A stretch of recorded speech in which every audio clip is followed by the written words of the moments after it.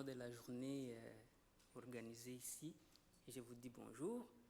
Je ne saurais pas dire merci nominalement ou remercier chacun de vous en citant le nom, sinon je serais injuste, mais je voulais reconnaître donc l'implication de toute personne qui a permis la mise en place ou l'organisation de cette journée en ce lieu. Je m'appelle Hervé Catolo, effectivement. Lorsque j'ai pris connaissance de l'organisation de cette journée, je me suis dit, on parle du rapatriement parce qu'il y a eu mort d'hommes, il y a eu translocation. Alors, s'il faut parler du rapatriement, la question qui reste est de savoir ce que le rapatriement représente dans le circuit du deuil, car quand il y a mort d'homme, il y a un deuil qui s'organise. Voilà pourquoi j'ai voulu que nous puissions discuter autour du retour des dépouilles d'anciens et dynamiques de deuil du chef chez les Batabois. Une étude des continuités rituelles, des récompositions mémorielles et des enjeux de souveraineté culturelle. Au fait, autour de cette étude, je souhaite discuter sur ces 5 points. Le premier point, je voulais d'abord essayer de présenter ce que représente le chef dans la culture batabois, parler du deuil et ses étapes, le deuil du chef bien sûr, essayer de naviguer autour du rapatriement dans le processus du deuil, ce que le rapatriement représente dans le circuit de l'organisation du deuil, évoquer aussi la question de motivation et des craintes auprès de la communauté et auprès de nous chercheurs, et pourquoi pas aussi souligner les enjeux. Il y a eu décès, il y a eu mort auprès des communautés batabois. Je ne voulais pas revenir sur ce qu'on a déjà parlé. Nous connaissons très bien que lorsque la colonisation a sonné la porte par l'organisation de la conférence géographique de Bruxelles, il y a eu des expéditions, mais je voulais m'arrêter sur l'expédition des Millstones qui a causé le décès chez les Batabois, le décès du chef Lusinga, non seulement du chef Lusinga, mais des 2 autres chefs, Malibou et Kapampa.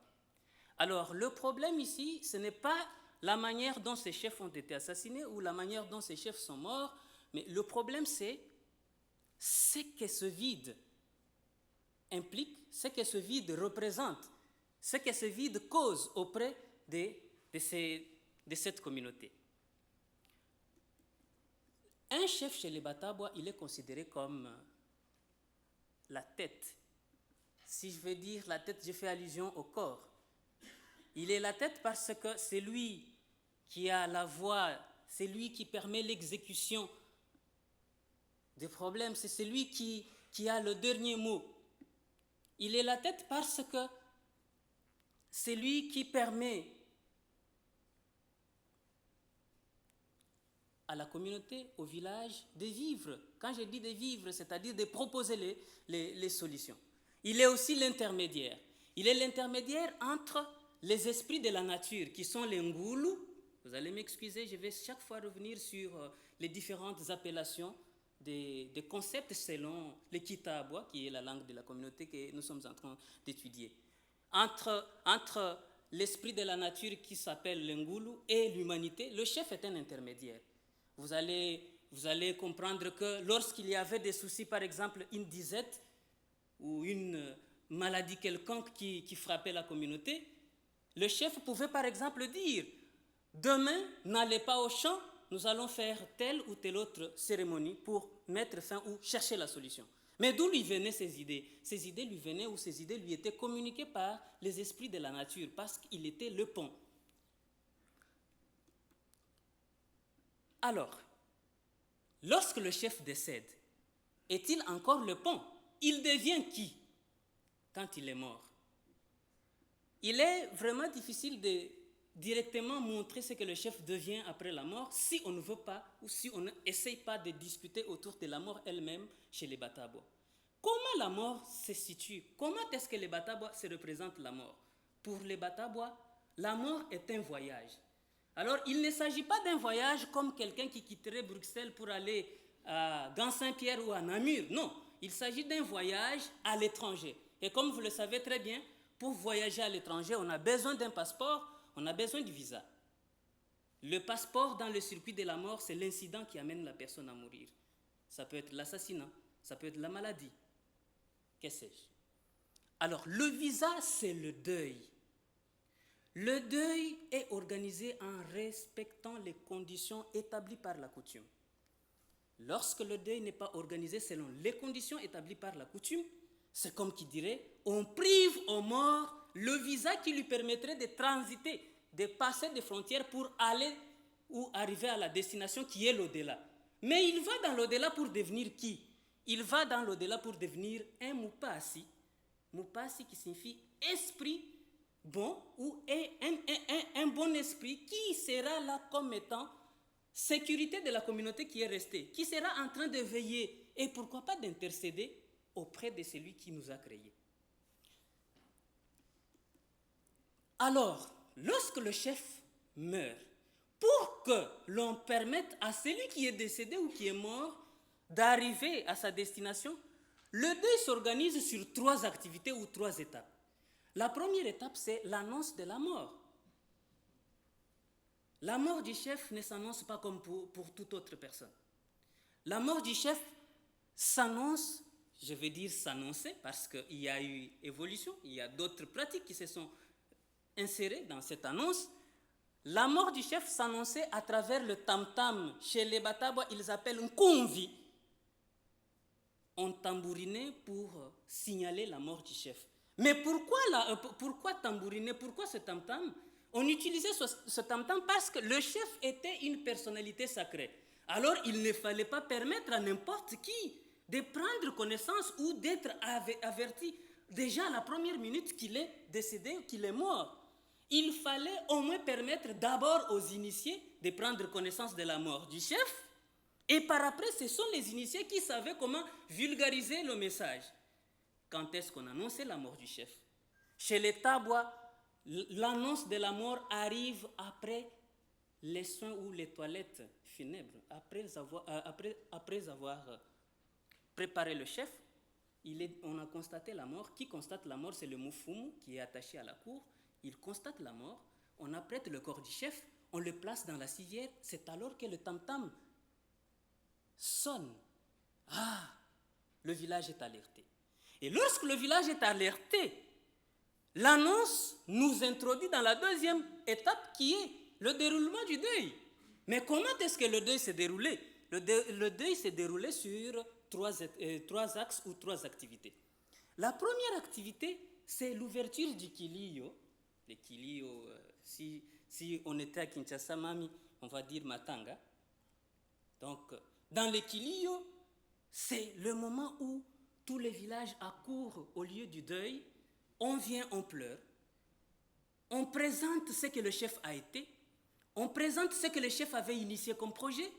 On présente ce que le chef pensait de sa communauté, comme qui dirait. On présente ce que la personne qui vient de nous quitter et ce qu'il vient de causer comme vide. Entre-temps, il y a l'ouverture du kilio, il y a un groupe qu'on appelle selon la coutume les Kambula. Les Kambula, sont les organisateurs du deuil, selon la coutume Batabo. Ces organisateurs proviennent d'où? Les organisateurs du deuil proviennent du clan, parce que les Batabois vivent en association.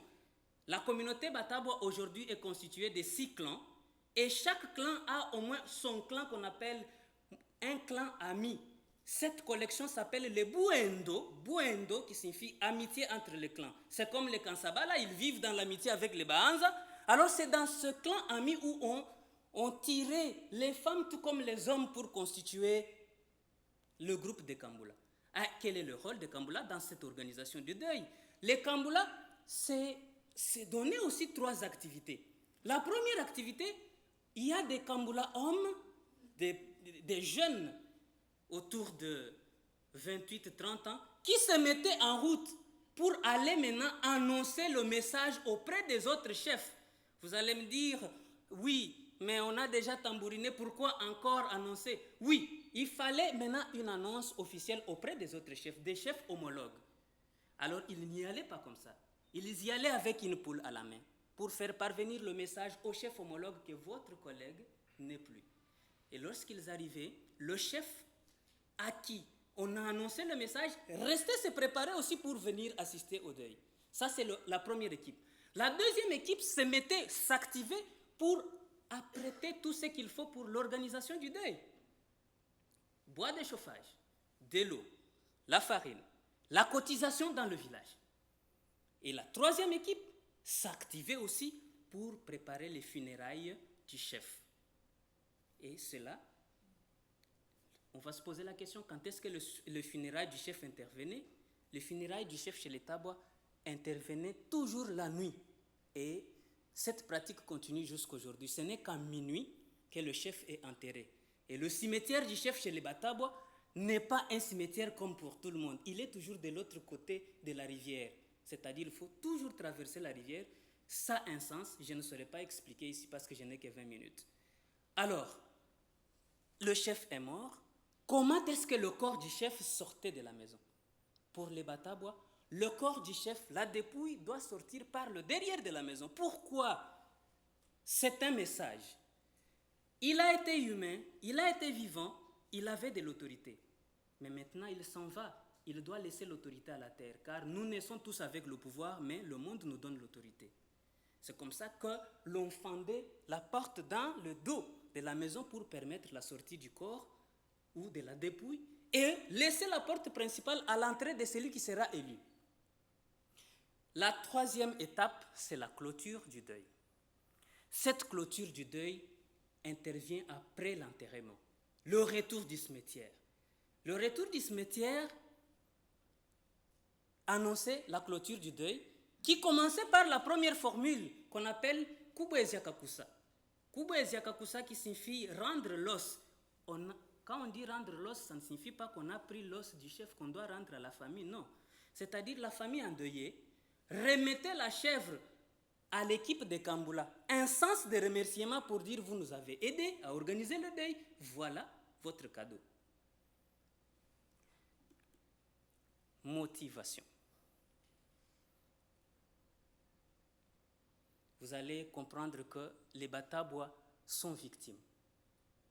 En 1884, comme Patrick Semal et ma collègue Lys l'ont dit plus tôt, il y a eu le premier décès chez les Batabois. Je ne dis pas que depuis que les Batabois sont sur cette terre, c'était le premier décès. Non, je parle du décès du chef dans les conditions presque non autorisées. Il y a eu assassinat et décapitation. Le Singalo Ngombe est assassiné par Emile Stamps. Il est emporté parce que jusqu'à aujourd'hui, son corps n'a pas été retrouvé. Nous avons essayé de poser des questions. Vous avez retrouvé le corps. On a eu beaucoup de versions. Je me réserve de vous les étaler ici. En 1910, un deuxième chef de la même lignée, le chef Kiabaouni, il disparaît comme ça. Un matin, il est dans la cour, mais le soir, on ne le voit plus. Jusqu'à aujourd'hui. On ne sait pas où est-ce qu'il est parti. En 1982, un autre chef meurt sans maladie. Moufoya Kandanga. Il meurt alors qu'il a été avec ses notables le soir. Et le matin, on le retrouve mort. En 2023, un autre chef de la même lignée, Kamale, on le retrouve dans sa maison décapité, démembré. Sa jambe gauche a été emportée. Alors, tous ces événements amènent les Batabois à comprendre qu'il y a quelque chose qui ne marche pas. Qu'est-ce qui ne marche pas? C'est l'organisation du deuil qui n'a pas été correcte et qui n'a pas été fait selon les normes. Le deuil de Lusingalo Ngombe. C'est alors que les Batabois se sont réveillés pour formuler des demandes du retour de l'unique preuve ou trace matérielle sur Lusinga, qui est le crâne, qui leur permettrait de se rattraper, si je peux dire comme ça. Ceci dit que